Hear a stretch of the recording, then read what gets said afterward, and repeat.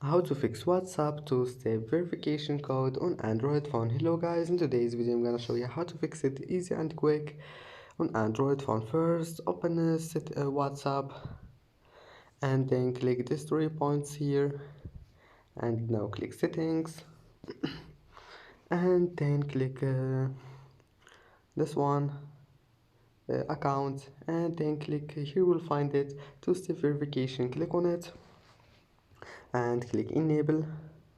And first just select any pin you want like this one and type it again, and that's it. Now just select any email, your email, like test,